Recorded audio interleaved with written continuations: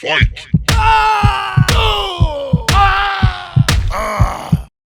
Clash of Champs. Download free.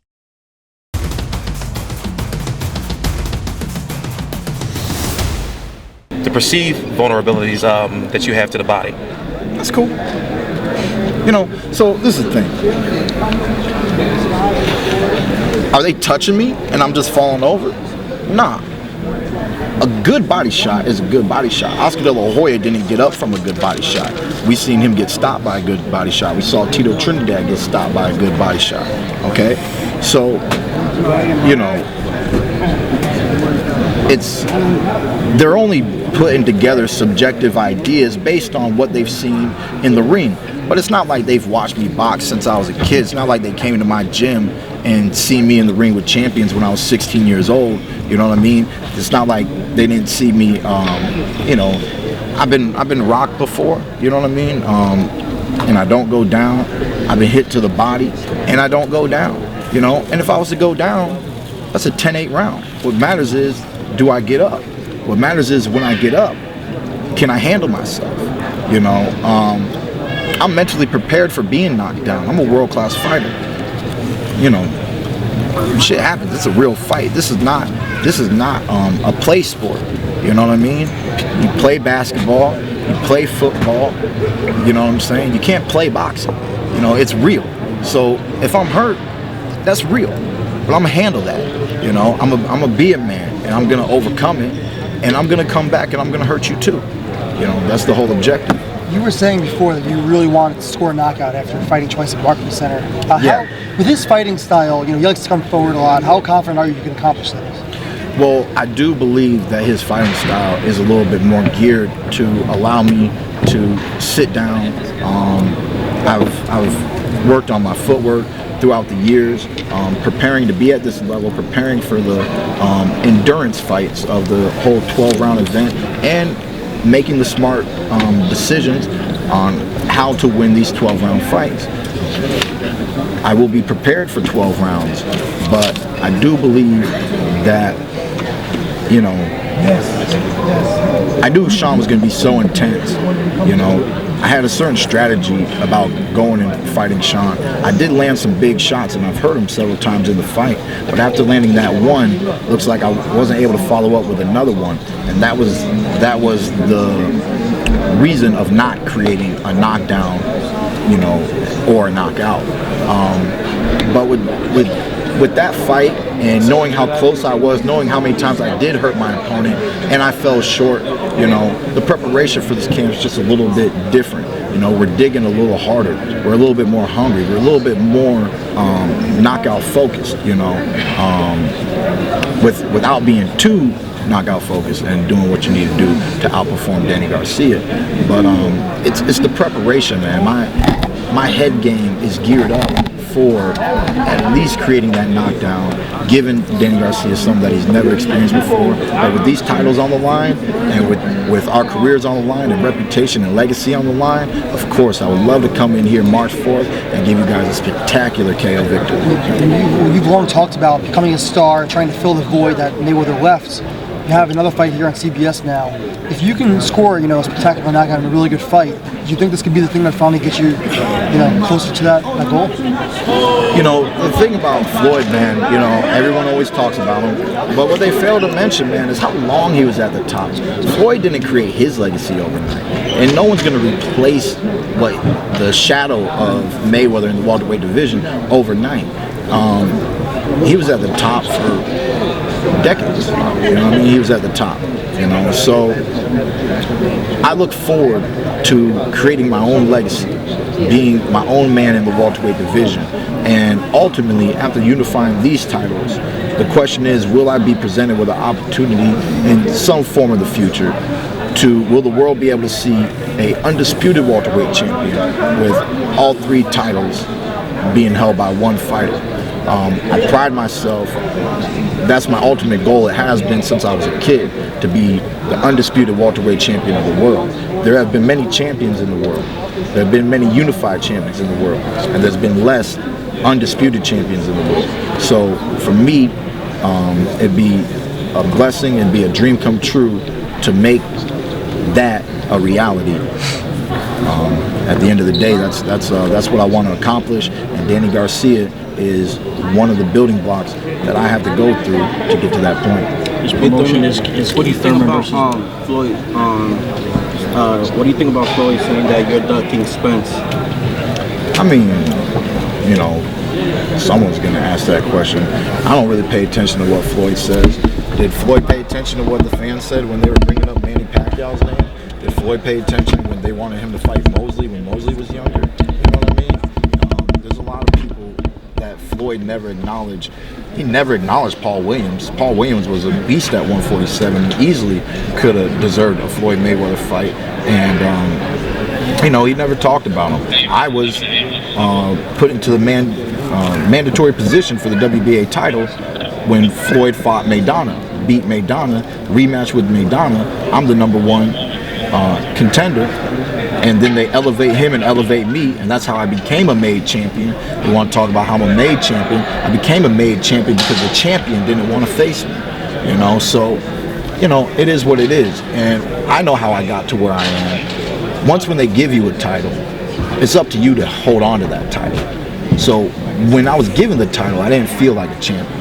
As I hold the title, I feel like a champion. But it is an honor to go up against another champion and to take that WBC title.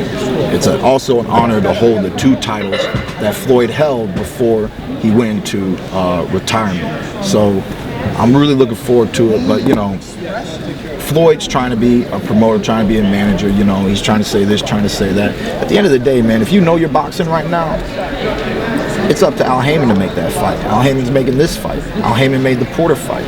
Al Haymon will make that fight. And the fight will happen when the fight's supposed to happen. You know, so, you know, Uncle Floyd can keep running that, you know. If you ask me, he owes me a fight still.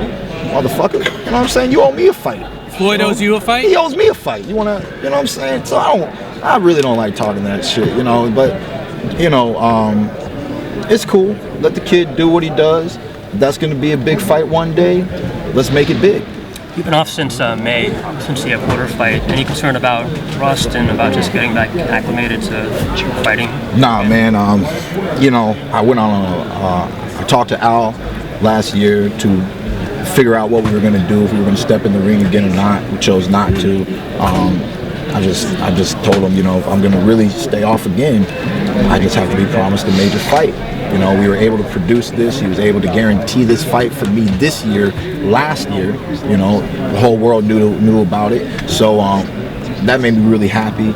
I went on several different vacations, spent a lot of time traveling and things of that nature. Me and my family were in Jamaica for Christmas, and you know, just getting to see other places of the world and traveling around. You know, not only did I enjoy myself, but you know, it opens up your eyes a little bit, and you know, I'm happy and I'm blessed to be an American, to have the ability to live the American dream.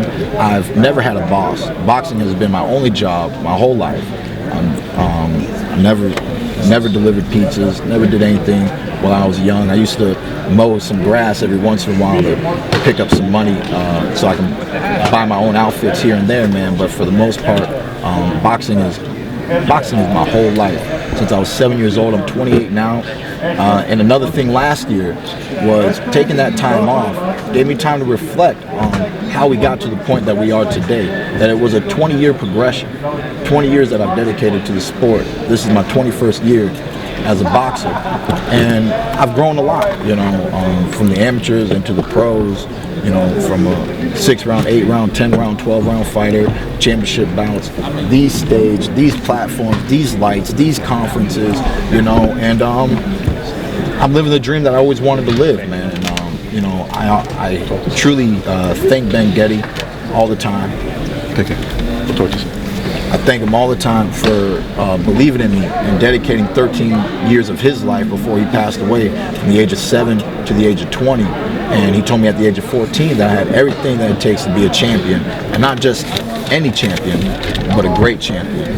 So, you know, that's what I'm here doing, is really just proving my old man Ben Getty right. No, there's always trash talking boxing. But when somebody like Angel is like that, is that crossing the line and just like not fun anymore? I mean, you know, it reminds me a little bit of the old school. You know what I mean? There's a degree where there's a part of me who enjoys it just as much as he does. I enjoy the shit talk. We can talk shit all day. We can go back and forth, and we can start punching each other here at the press conference. I don't give a fuck. You know what I'm saying? That stuff don't faze me. You know, but you know, to a degree, some of it is somewhat of a form of ignorance. You know, and unnecessary.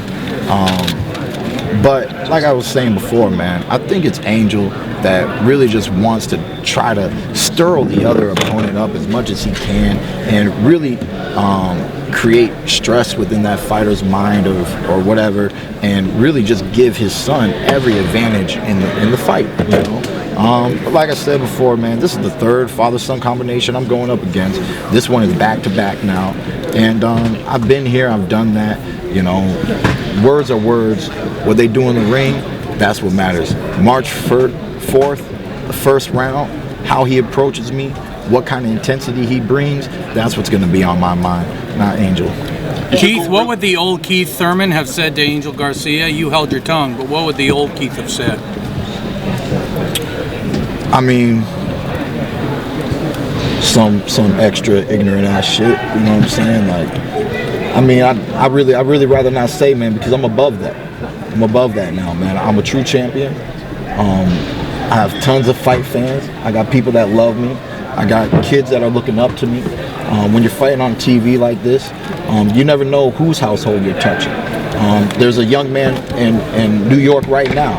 He was at my first fight at the Barclays Arena years back when I fought Zavik, right? And it's due to that fight that he stopped getting into trouble, joined a boxing gym, and graduated high school. And his parents thank me every time that they can for the inspiration that I gave their son, you know. So, I mean, I'm just truly blessed, man. Like I said, to be living the American dream. I made a career for myself. That's all that I can ask for. I've said it many times. I'm not afraid to let it go. If you can beat me, beat me. If you can beat me, beat me. I'm in there. I take the punch. I give the punch. You know, Sean put up a tremendous performance. He put up a valid effort, you know, but he was unable to beat the champ that night. I will do any and everything that it takes to make sure that I'm victorious at the end of the day. And I will prove that again, March 4th, against Danny, not so swift, Garcia.